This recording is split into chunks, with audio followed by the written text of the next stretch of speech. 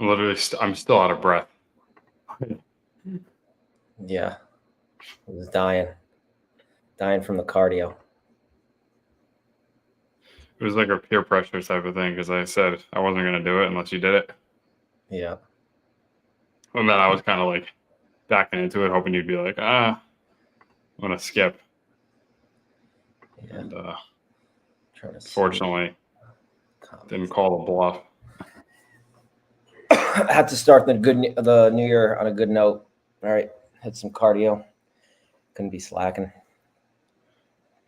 So you just get one done for the year. That'll be it. One cardio session the whole year. I used to not do cardio at all, like years and years ago. And then it's still something that I don't like doing, but I feel like it's just so necessary. I feel like so many people skip it, Yeah, well, I used to not do cardio like you, and because I was just all about lifting heavy with the weights. And I mean, now I'm like the opposite. I'm like, I don't care about heavy weights. I'm just trying to work out for overall health, Yeah, it's not. I don't know, I feel like cardio is not enjoyable. I feel like honestly the most enjoyable cardio has been like, playing football with your friends or like, you know what I mean? It's like somewhere you don't even think of it as cardio.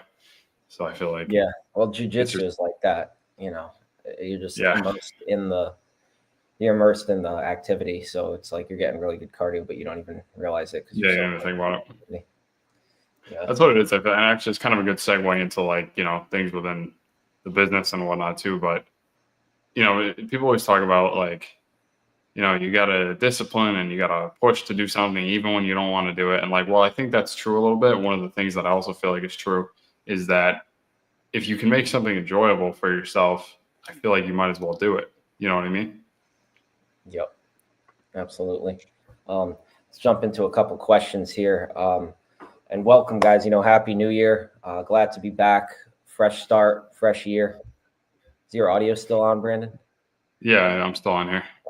I didn't know if you were talking or not, but I'm moving my mouth. I'm just not saying anything.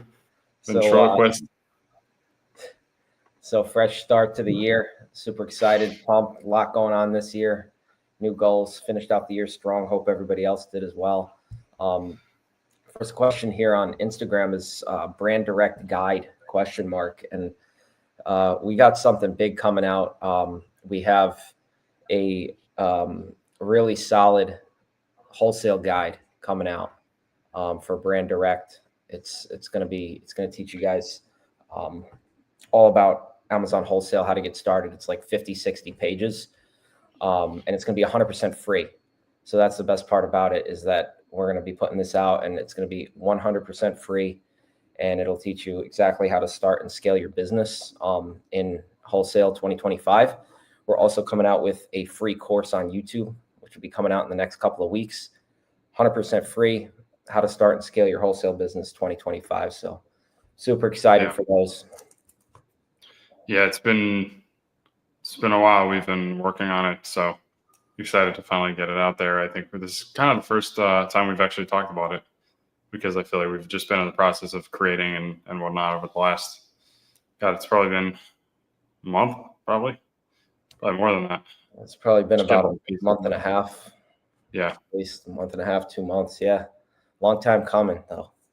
It's going to be it should be great timing, starting the new year. People, I feel like we get more and more questions of people that are trying to go from another business model into brand direct wholesale. And so we touch on that a little bit. You touch on that in the video, kind of how to make that transition and like what that would look like, and taking what is known as these complicated steps and simplifying it for the beginner or someone that wants to scale the business. So I think hopefully people should find a lot of value from that. So our target date is, the second week of January, around there.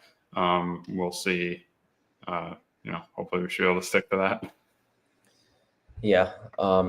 Another question here on Instagram is, are you guys working with brands outside the USA? Yeah, I mean, there's definitely some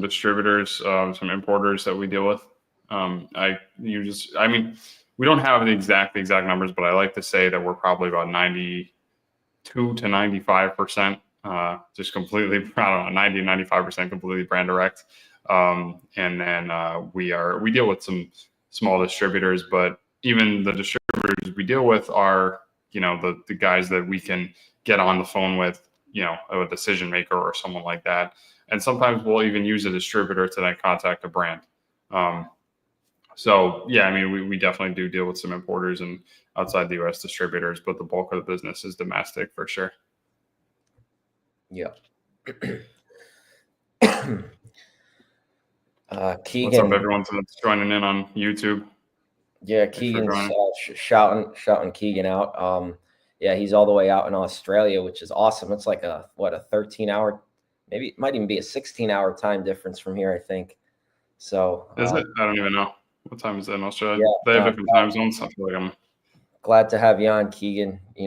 Brand direct is absolutely the way to go. It's safer, it's more sustainable, it's more scalable. It's really a great business model, especially to start this year. A lot of people think that it's just a lot of rejection, and it is. But the reality of the situation is that if you know how to position yourself and your company strategically, you're going to come out leaps and bounds ahead of everybody else. Yeah, it's depending on where you are in Australia. I guess some places it's 7 a.m. right now. Other places it's a little after noon. So it just depends where you're at. I don't know. It's crazy. A lot of people. The only thing I ever think of, I've heard a lot of things about Australia. The only thing that sticks out to me though is, you ever seen the video of that that guy punching the kangaroo that attacks his dog? You ever seen that? I don't think I saw that. No. Now it went viral a couple of years ago, where it was attacking the dog, and the guy runs out from his safari truck and literally socks this kangaroo. I saw that. Yeah, I did. Face. Yeah. I saw that. That's as far as my knowledge on Australia goes. It probably wasn't even in Australia. I'm probably just stereotyping her. So. Yeah, I've heard it's a beautiful country. Yeah. So, yeah, if you guys have questions, throw them in the chat. We're happy to answer them. But a lot of people start asking around this time. I've heard it from a few people. It's like, is Amazon FBA or Amazon Wholesale oversaturated? What's the answer to that question? There was actually a tweet that I wrote the other day that I believe it was like a very small niche. I think it was phone cases, and it said I pulled data on Smart Scout when I was on there sourcing, and the phone, not phone, iPhone, Samsung, whatever, phone cases, like decorative phone cases, the market was $185 million a month in revenue on Amazon. So, you try and tell me that Amazon's oversaturated. That's one product category, one niche product category. I mean, there's no way. There's always brands being created, and there's always more opportunities on Amazon. So no, I don't think you're even close to saturation point. No, no, you're not. I mean, there's just so much opportunity. There's millions and millions of brands out there. It's crazy how much opportunity once you start to dive deep. And I think that when you start to do that process of diving deep into sourcing is really when you start to realize that. And it's like, wow, if I spent my days just sourcing, for years, I would never reach the end, because it doesn't end. And there's just so much opportunity. But that being said, I don't think it's as easy as it was to get accounts as it was, years ago. But I think that's actually advantageous to a lot of sellers. And the reason for that is because, number one, when something is more scarce, it's more valuable, right? So the difficulty and the barrier to entry might be harder to get that wholesale account with the brand, or even the exclusive with the brand. But it's scarce, so it's way more valuable. They're not just selling to anyone and everyone. So if you can position yourself as actually, being a partner to their company, you will get that slot and position that somebody else won't. And that's that scarcity element of it, where, you're basically locking down these accounts, whether maybe they're not exclusive right away, but maybe, hey, you get on the phone, you call them, and you tell them about your company, that you're interested in opening a wholesale account, and they say, we're not really taking Amazon or e-commerce, and that's where you actually get your foot in the door and end up getting the account. You beat like 90% of the people that are reaching out to them. Yeah, the scarcity can kind of be offset by like the skill set.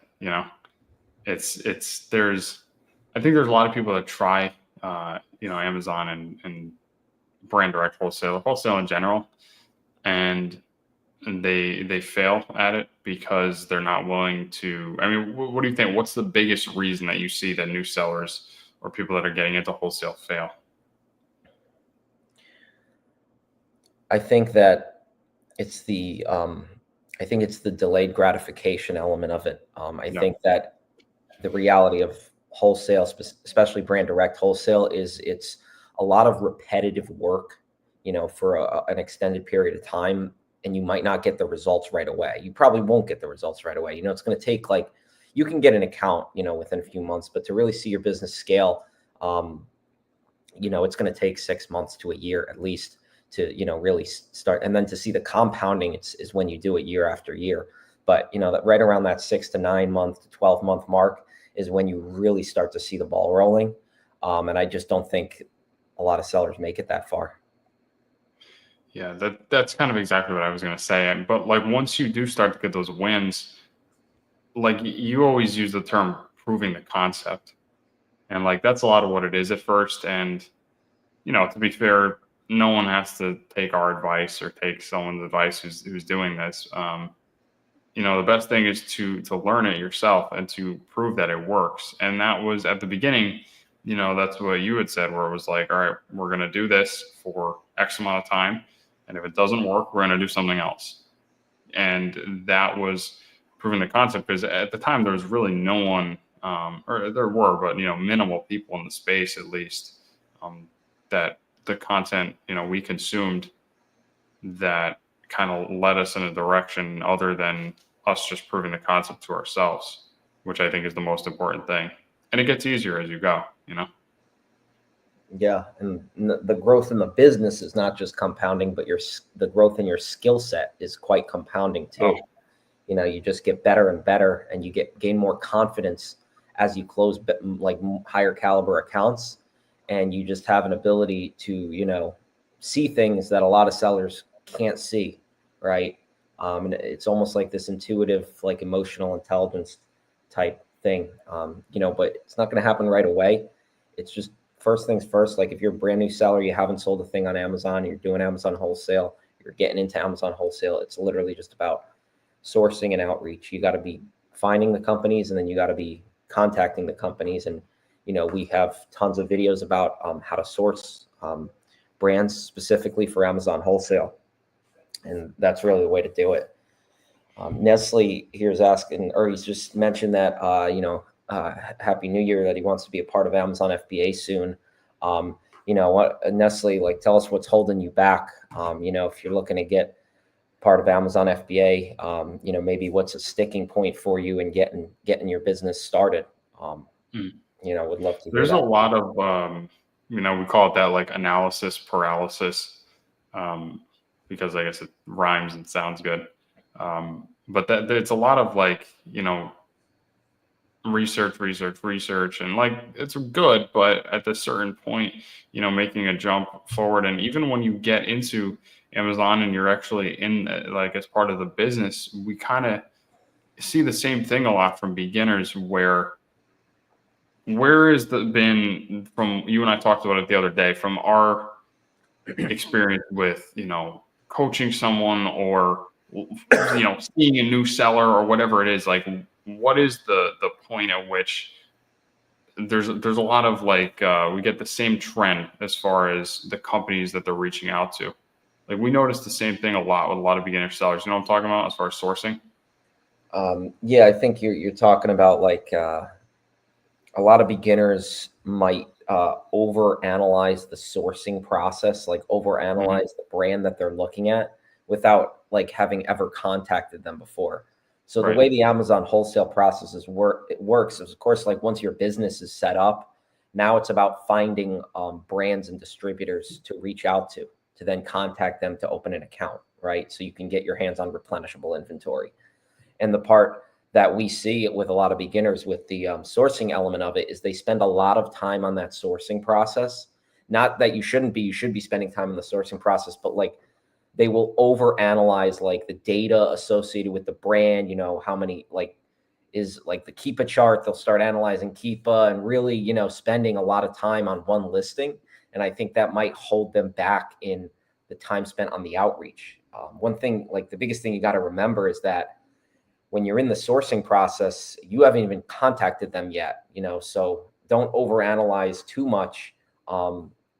You're not placing that order until you actually get the account with them. And that's, you're going to have to do all that analysis later on when you go to place So why don't you like walk me through like the basic, if you or I see a brand, let's go right from either Smart Scout or a storefront stalking scenario where we see a brand online that we're looking at. What does the analysis look like from start to finish, and how long does it take before you add that company into a spreadsheet?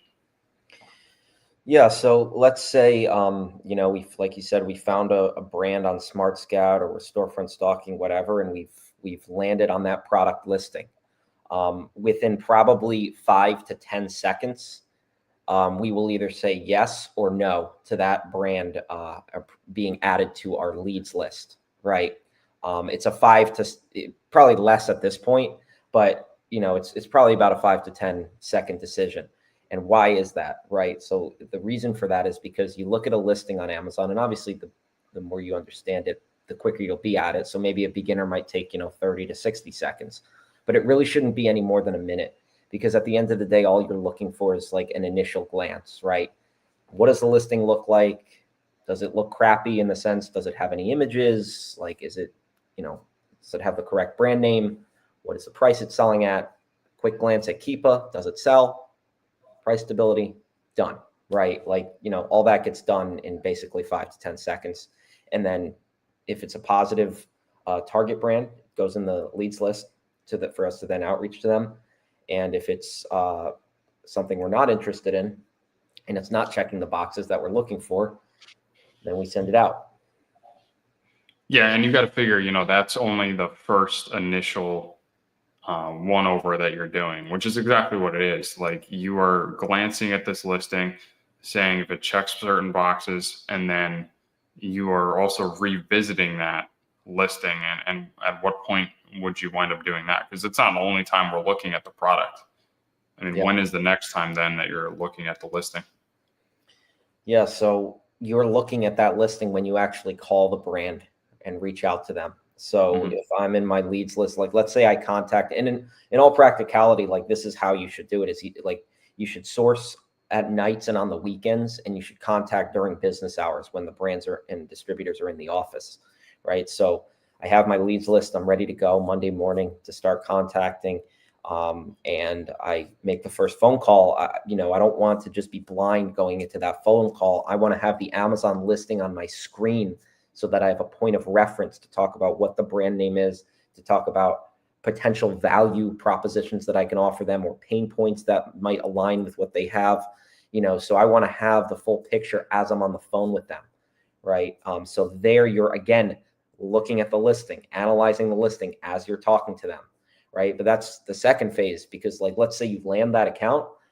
Phase 3 means that you've gotten the price list. If you've done a successful job on the phone, you've gotten the price list. You've now have the product list that tells you, what the costs are of the products that you're looking at. And then you have to do a whole nother analysis on that listing to make sure it's profitable, it sells, return on investment, all the different KPIs that we're looking for. Yeah. So basically, what we're getting at here is that the reason that you're not putting all this crazy, research in beforehand is because, one, you develop the skill set eventually to be able to just do the one over, look at it, add it to the leads list. And then, two, is that we're analyzing it further down the line in the process. So, but we're only doing that. It's like that old, in science class where you'd say, if XYZ happens, then, it's like a cause and effect thing, right? So Hypothesis. you're Is that hypothesis? Is that what it is? What I say, cause and effect. It's like literature. Um, but the what's it called? Like you're analyzing it later down the line anyway. So there's not a need to do it if you might not close the wholesale account to begin with.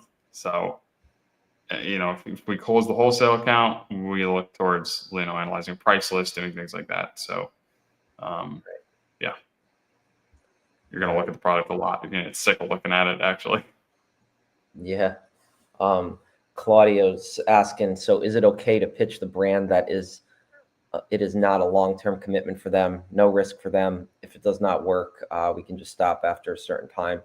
So I guess do you want to be focused on pitching them like a long-term commitment, or I think that's kind of what she's getting at. Would the time frame be like 90 days or 6 months? Like, I guess time frame for an exclusive, maybe something like that. Yeah, Claudia, if you could clarify that question a little bit more, just so we can give you a proper answer. I'm not entirely sure. I'm thinking one of two things. So if you can clarify that, that would be great.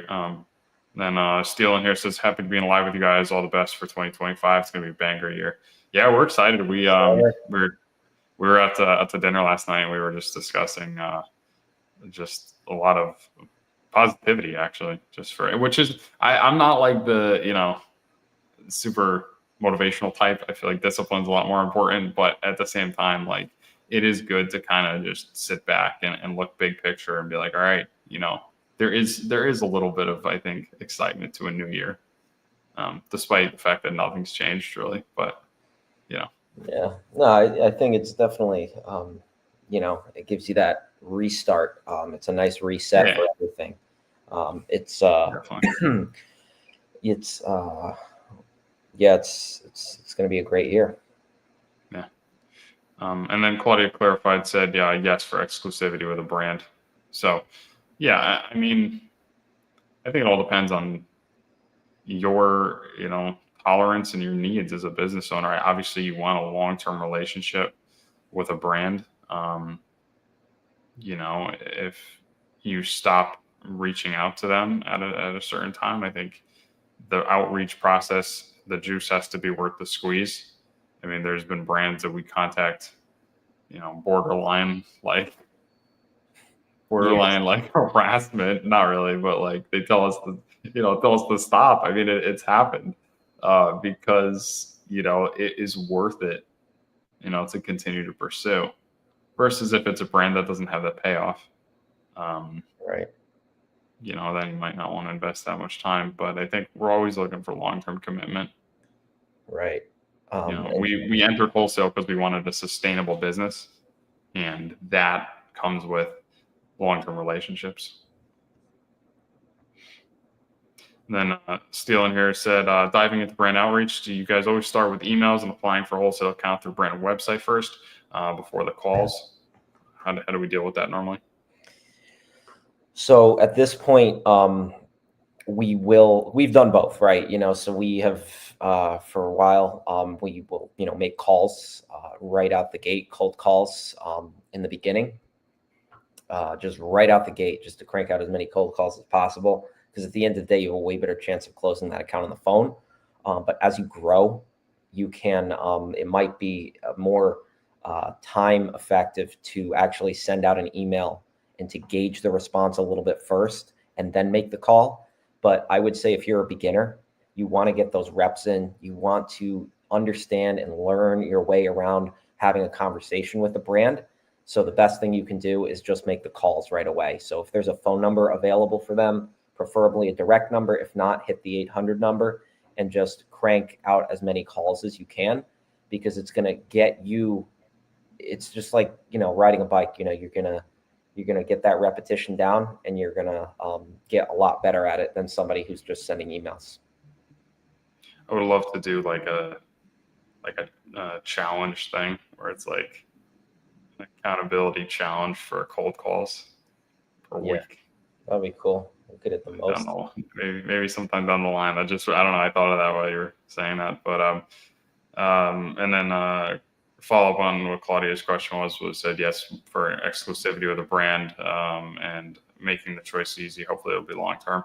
Yeah, that's all you can do. Just keep at it.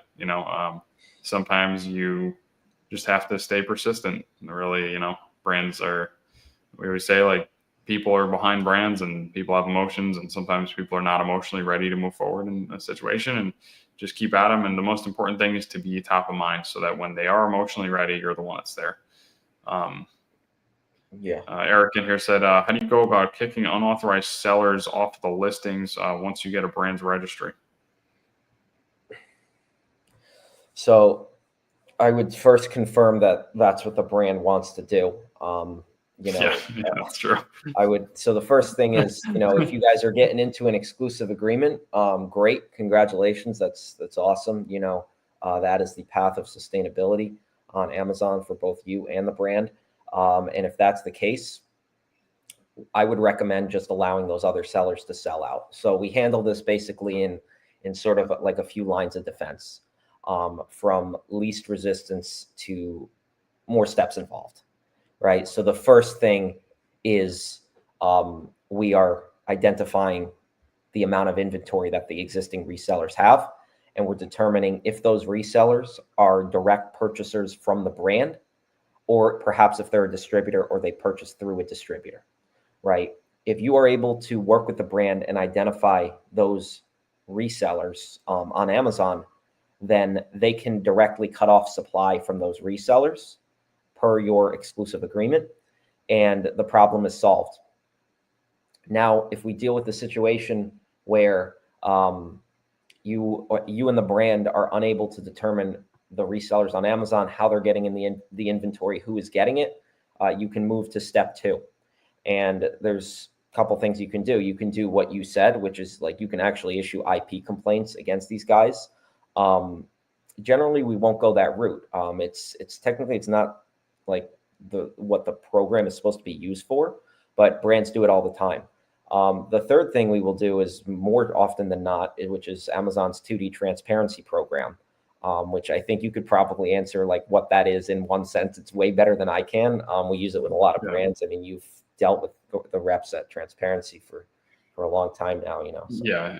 Yeah. I mean, it's just a way of, it's one of Amazon's programs verifying authenticity and preventing counterfeits. So if you have suspicion that that's happening with your, brand you're working with, I recommend looking into the program. It's complicated, but it's very powerful. So, but I'd try it organically first. That's obviously the best method, if you can do that organically. Which, you kind of like have other factors there too, right? Because if your brand is selling only direct to consumer, it should be a pretty easy thing. Or when I say consumer, like direct to wholesalers, versus if they're selling to a massive distributor that then is selling the whole. Like if you've only got one step in the supply chain, it's a lot easier to control than, UNFI getting the product and then sending it out to 50 other people, which distribute it to another 50 other people. Like, you run into issues there. Yeah. Keegan's saying, it's small scale, trying to get lean, or reaching out and practicing on distributors, etc. While building our list for brand direct, a decent idea to practice before reaching out to brands 5K plus. Keegan, if you want to make up at the moment, we are reaching out to 10 plus distributors via calls each night for practice while building a brand spreadsheet, being in Australia to reach out when applicable. So yeah, I mean, I think the skills are like translatable between brands and distributors. It's not necessarily one or the other. It's both, and distributors will have less barrier to entry in the sense of you probably won't be, providing the kind of value to a distributor that you would be to the brand, just because they don't maintain that vested interest in the success of the brand. But, I would say getting, the reps in with brand direct, because it's a little bit of a different discipline, is important as well. Yeah, distributors speak a different language metaphorically. Like their, language is often based in monetary and financial, because their job is to sell as much product basically, for the brand, or to be able to distribute for the brand. So money talks with distributors a lot of the times, whereas we've dealt with brands where they could not care less about money and all they're focused on is the reputation of their brand on Amazon. So very different approach sometimes. You just gotta, it's a different style, different language. Mm-hmm. Searching for brands on Smart Scout sorted by the lowest revenue first, finding tons of ASINs that are misbranded. Is it best to steer clear from these? This is your favorite topic. Oh man, we've had some headaches with this type of thing. I'll let you speak on that one. Well, with misbranding, it might actually be a good opportunity to provide value to the brand and then get that brand fixed. Because if they have a misbranded name, they are in need of some assistance, because with misbranding comes other issues like, technically that's not allowed by Amazon's TOS. It also, probably indicates that the listing's not very optimized and, there's some other issues going on there. But with the misbranding, I would say it's a good opportunity to actually reach out to the brand to potentially provide them value, and explain to them, hey, your brand is being misrepresented on Amazon. Here's how to get it fixed, which is by getting Amazon brand registry. I'm going to help you do that. And I'm going to buy products from you on top of that. Right. Like, so it's a win-win partnership.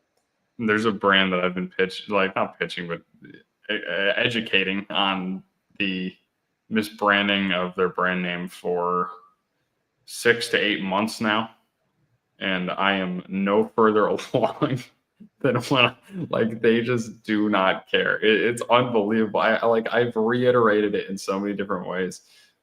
It's just unbelievable. But so, I mean, depending on what brand you get, sometimes they won't care. So we always talk about selling the vision, right? And in this case, I've done that. I've, the brand equity and redirecting the competitors and, it's taking away from sales and this and that. Like I've done all that stuff. They still don't care, but sometimes it happens. So, but yeah, sell the vision with that, I think. But as far as selling on the listings, yeah, we wouldn't sell on them if they're misbranded. We stay very far away from things like that just because of terms of service. Yeah. I mean, unless you're if the brand is on board with doing it, then you might have to just list the products in your Amazon account so that you can, get those brand names changed. But as long as there's a plan to get that done, then you should be good. Yep.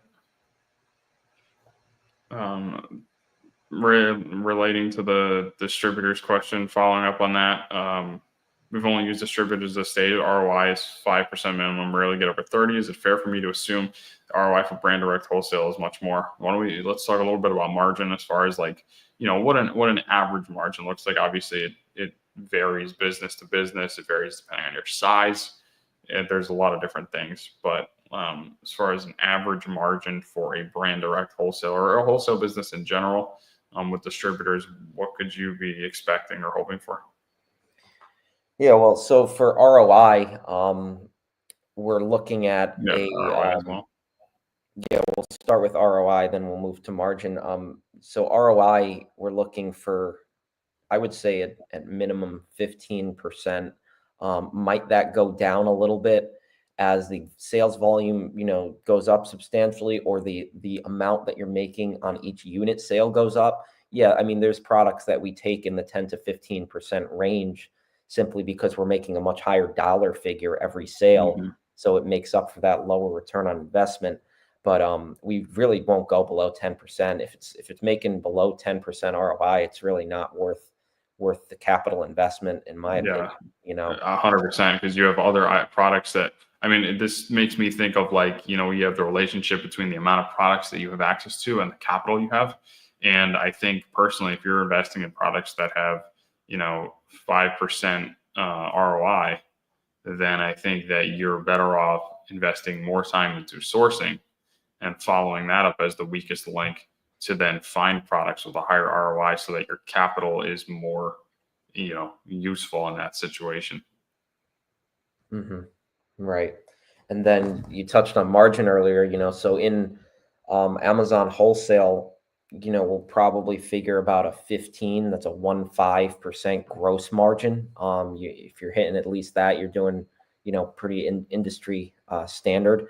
And then it breaks down from there, your net, so if your net's maybe, I don't know, makes up 5%, makes up 3%, then, your net margin, or if your overhead makes up 5%, 3%, then Gonna say, your net margin breaks down, from there. So, yeah. Wholesale is a higher volume business. You turn your cash flow quickly, but from a margin standpoint, it's lower, right? It's lower than you would get in a private label, but you're making up for that with higher volume and turning your products quickly. Mm-hmm. Which is what Amazon wants. Amazon wants volume. They want, because they get paid based on fees, right? So they want you to move large amounts of units. They want you to have just-in-time inventory, and they want things to be available to the customer. So kind of, leads into the next question here, which says, if you run out of product at Amazon, is it a problem with them? Do they have issues? Yeah, well, Amazon, in many They cases, do as of this year. yeah, well, they always wanted you to stock, Yeah. maintain like sufficient stock, but only this year is when they actually started penalizing for running out or low on stock, which is we can find in the low inventory level fee. And that's just basically a fee that Amazon will charge you for falling below a 28-day average historical supply. So that was implemented in April of this year, and many products are exempt from it. There are a number of products that are exempt from it, like a lot of seasonal products are exempt from it. Yeah. I was reading it the other day. Let me look it up. Yeah. It's things relate, like there's a lot of Yeah, it's lot of seasonal. There's like exemptions. different types of Yeah. products, but yeah, so that's the biggest Yeah. thing with Amazon there. And So if here we go. anybody go, I got it right here. So which products are eligible for the low inventory fee? Like you're trying to get your products eligible for it. Low inventory fee only applies to standard sized products. Historical days of supply, both long term and short term, is less than 28 days. The low inventory level fee won't apply to the following, which is new professional sellers for the first 365 days after the first inventory is received, new to FBA parent products for the first 180 days after first inventory received. Sellers need to be enrolled in FBA News Selection to get this benefit. Products that are auto replenished by Amazon AWD. And looks like that's it. So it's actually, you could check your low inventory level fees, but there are a lot of exempted products.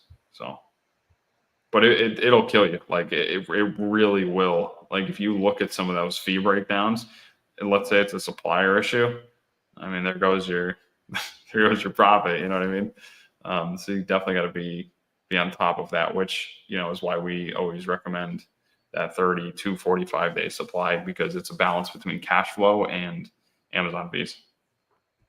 yeah. Yeah, and anybody just joining, we were talking earlier about a big guide that we're coming out with for Amazon Wholesale. It's like a 50-page document, 100% free, 50 to 60-page document, 100% free, and it's going to cover all of this type of stuff. So it will go into details about just what we're talking about here, low inventory level fees. So we'll let you guys know when that's coming out, but it should be out within the next couple of weeks.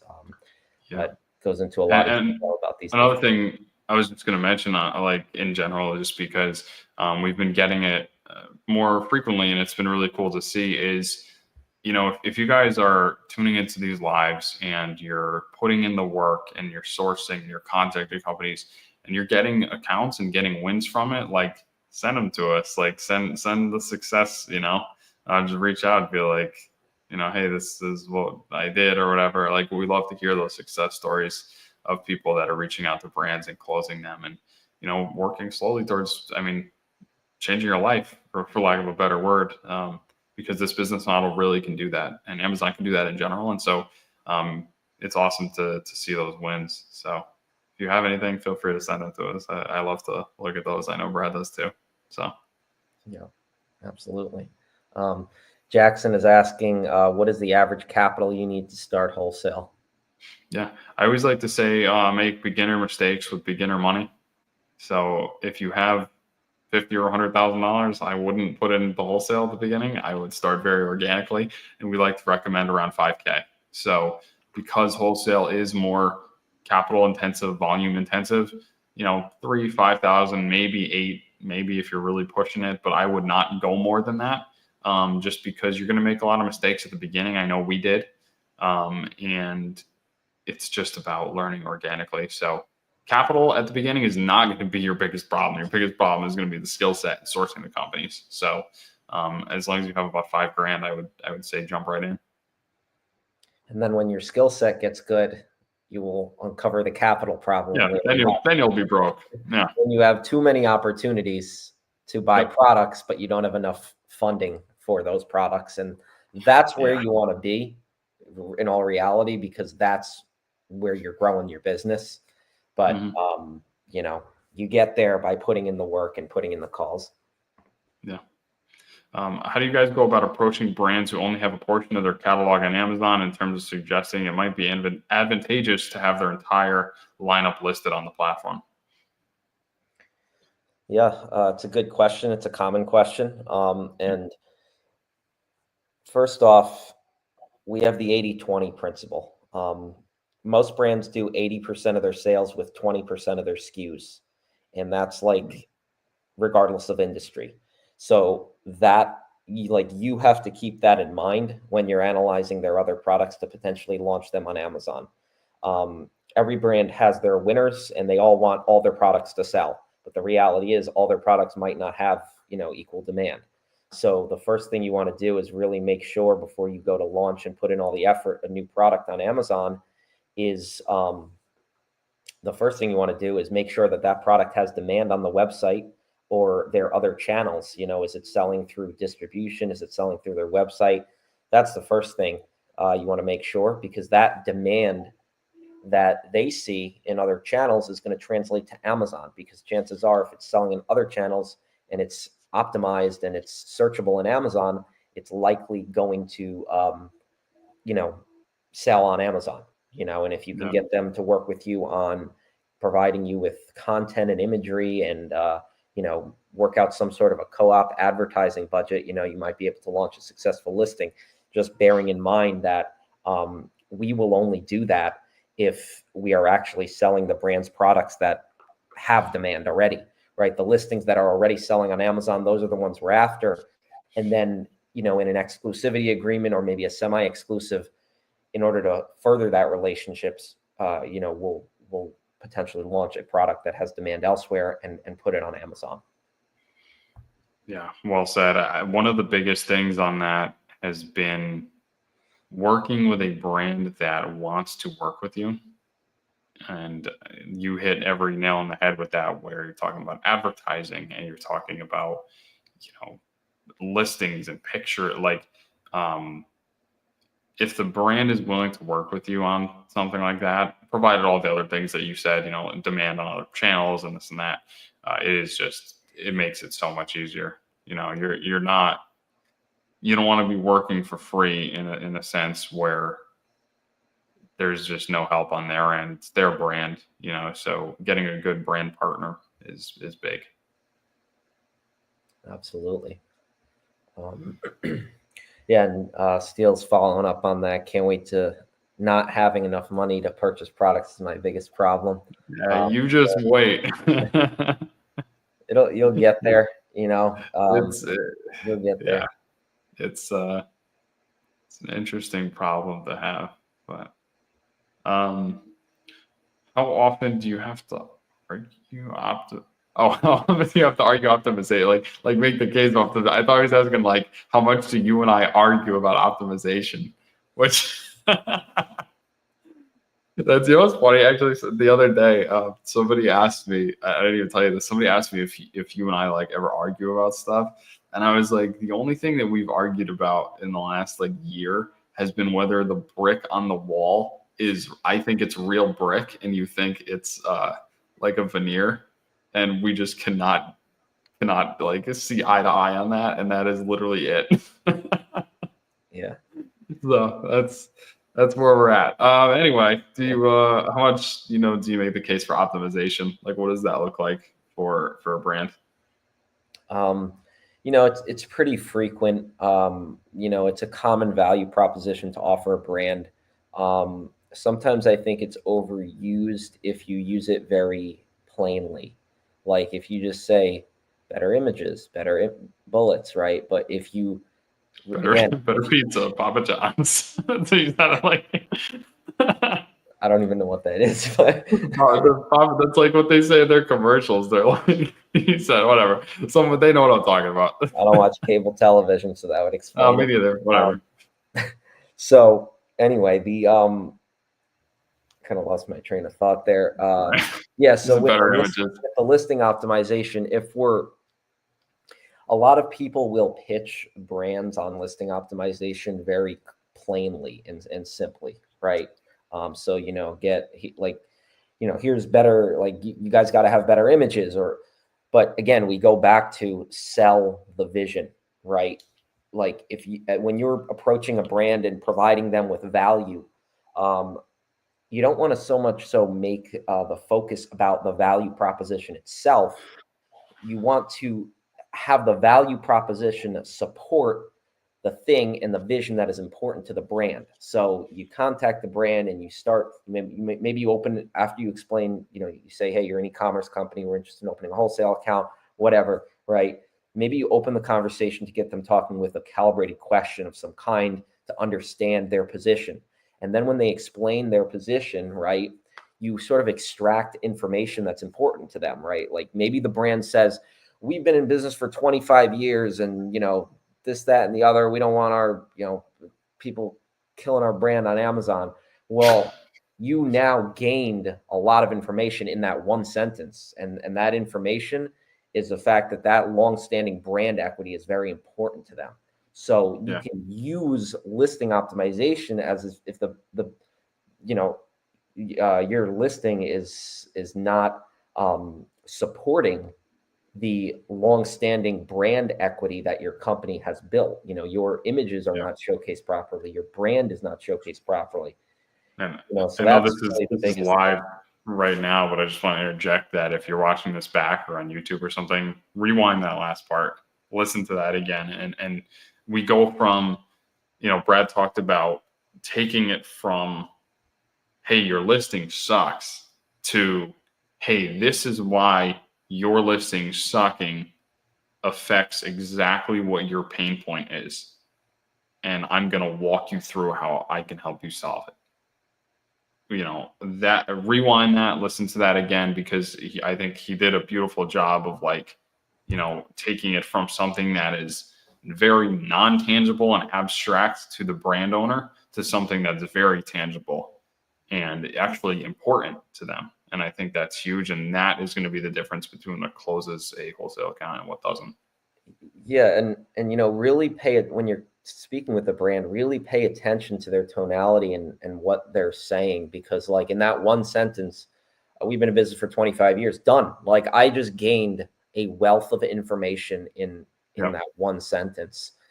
I now know that this long-standing brand vision and equity is important to who I'm talking to.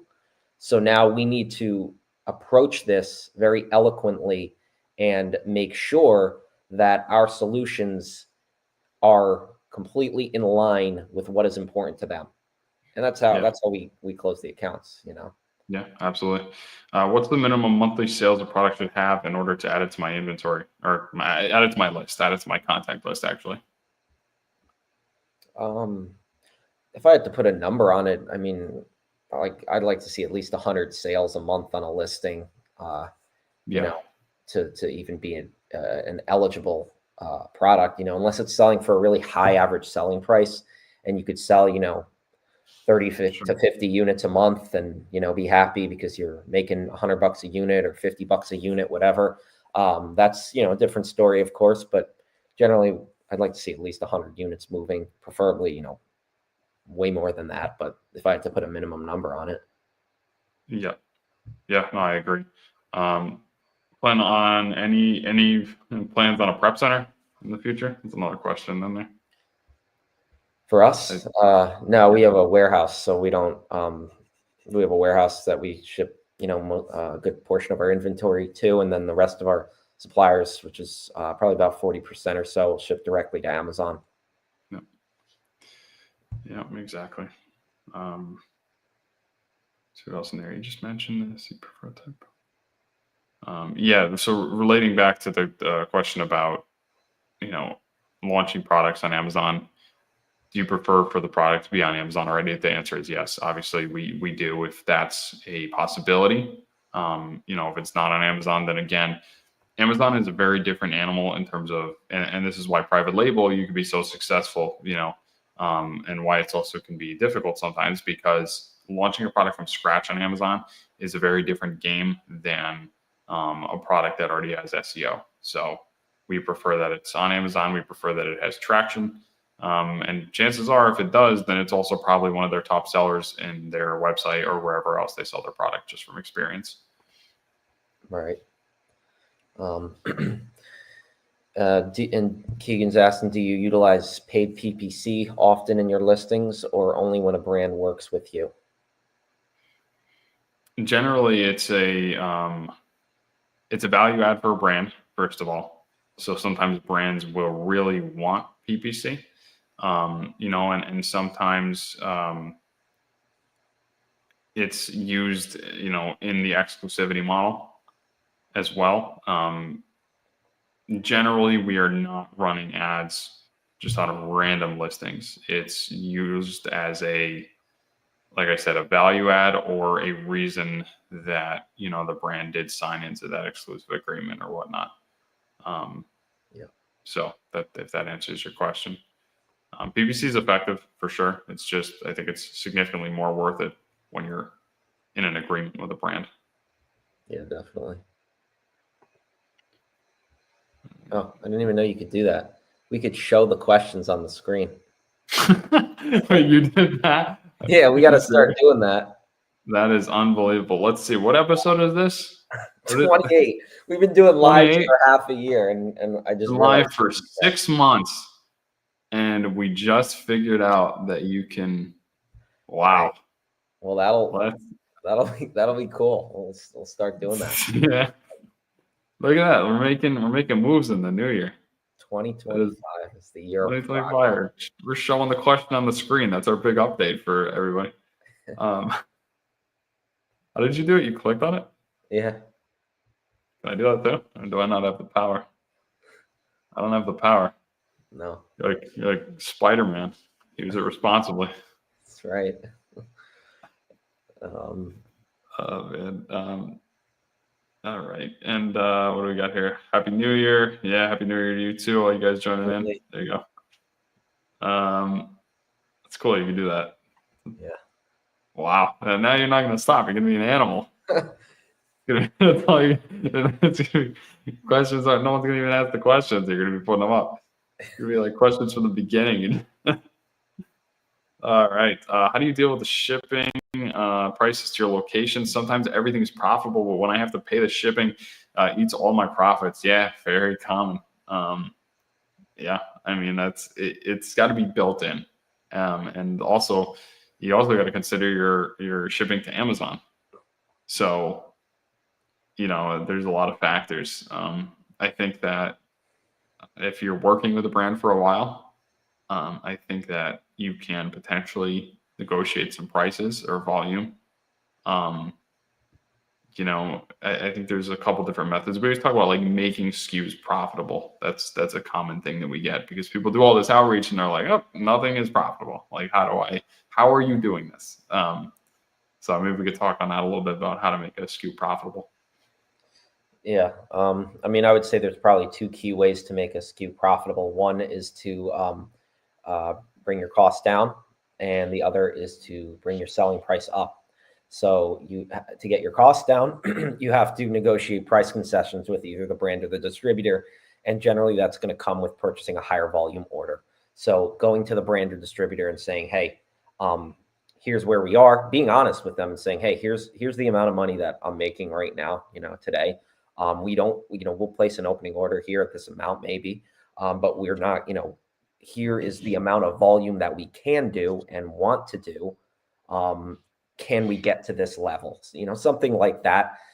So presenting them the value of, hey, I'm going to place a larger order. I'm going to give you higher quantity in exchange for, maybe a slightly lower price.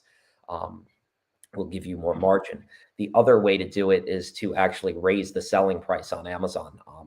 That one's a little bit harder because you have to have either a semi exclusive or an exclusive, right, to control the price. If there's a lot of sellers on the listing, there's less chance for price control. So if you have a semi-exclusive, where there's a handful of sellers, maybe everybody's playing by the rules, and the demand sort of exceeds the amount of competition on the listing, and that price naturally stays higher, right? Or they have what's called a MAP policy, which stands for minimum advertised price, and that's a mandated policy that all the resellers have to follow. If you're exclusive, you set the price, of course, in accordance with what the brand's MSRPs are and everything. And then you have full price control, which is brand direct wholesale exclusivity, which is by far the most profitable way to do wholesale, for sure. And to follow up on that, what is a semi-exclusive? Semi-exclusive is just where you and a handful, 3 to 5 other resellers are selling alongside you on the listing. Which you can work into an exclusive from there.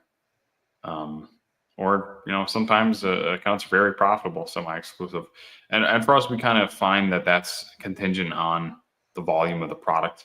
If you're getting a portion of the total sales, obviously it's a lot better when we have a product that sells in massive volumes. All right. Another Happy New Year. Accidentally shipped the wrong ASIN size for about 75 products. I sent to Amazon. I stopped the package to Amazon. I stopped the package in Amazon Seller Central. UPS isn't being helpful. Any thoughts? Kind of confused on the ASIN size. I assume that's like a variation type of thing we're talking about here. Yeah, probably. But there's stop the package on Amazon Seller Central. I would, you could do a stop package on UPS itself, right? Is that what they're saying? Or yeah, you can, but honestly, all comps all day. I would recommend just recalling all the units from Amazon. Like if it's truly the wrong size, you're going to get a bunch of returns, and then you're going to have to pay the returns processing fee and everything. That happened. We did that one time a while ago. It happened. You just gotta. It's okay. Mistakes happen. Just I would, as soon as you can before the units sell, recall everything back. Track the amount that you sent in, and make sure Amazon sends you back. What you sent in. Just for what you could do on something like that too is you can, if you can't get the package stopped via UPS first, I would raise my price manually very high to ensure that you're not going to sell any units or get the buy box. And I'd wait for all those units to become available or check in, or as soon as I possibly could place a removal order, for those units. But I'd price your products high so that you don't sell. If you can't get anything from UPS. Yeah, exactly. With semi-exclusives, do you have a rule of thumb for how much listing optimization to implement, knowing that the other sellers are also benefiting without having to do the extra work? I actually, if I can answer that one, I received the other day. I don't think I talked to you about it. Maybe I did. One of the brands was like trying to understand, and I think that has been it's been a consistent thing, when you're doing brand direct wholesale and you're providing value. And the brand said this exact thing to me. They said, because they didn't really understand Amazon, and they were like, well, and by the way, we are going exclusive for people listening. We are going exclusive with one of the lines right now, looking at getting the rest of them. But they said, why are you doing this? Like, that's not fair. It's not fair that it doesn't benefit just you. It benefits the other sellers as well. And, my answer to that was that I'm not working for the other sellers, I'm working for you. And I think it's a good approach to take with the brand because it is a level of kind of selflessness to say that no, we're not focused on these other guys over here. We're focused on building a relationship with you and doing what's best for your brand. So, do other sellers benefit from what you're doing? Absolutely. But I don't think it matters because at the end of the day, that's all noise. And I think the only thing you need to be focused on is your relationship with the brand because that's what's going to get you far. Definitely. Stole your thunder on that one. Sorry. I read the question and answered it. No, I would have said the same exact thing. Yeah. Yeah, it's a good question, Steele. You guys are asking great questions. We're coming up here a few minutes after 8, so we'll probably be closing this out here in a moment. If you guys have any questions, drop them here in the chat. But we are excited for 2025, both in our own wholesale business and just to provide as much valuable information to you guys as possible. Some shout out to everybody for being in here on New Year's. So That's super cool. Super cool. I actually, and I think I was telling you about this last night. And again, I tweeted about it as well. There is a thing which I didn't know existed, but it is called National Quitters Day. And it is the second Friday of the year. And I believe the number, you guys can look this up and Google this, but I believe the number is either 70 or 80% of all people that make a New Year's resolution quit on the resolution that they made by the second Friday in January, which is mind blowing to me. But the reason I even mention that is just because it goes to show you, like, if you put in the effort, you're going to outperform most everyone. And so you might think if you surround yourself with a community, especially on like Twitter, where it is very driven and that's how the majority of people are. And it is the furthest thing from the truth. So don't celebrate National Quitters Day. Nothing should have changed today because it's December 1. You should just continue the good habits that you've had from the last year. And, I think that's probably, at least for me, a good way to end this live. So, yeah, absolutely. Appreciate all you guys. Thanks for joining in, and we'll see you next Wednesday, 7:00 for Wholesale Wednesday. Sounds good. Have a happy New Year, guys. Thanks for joining. See you next week.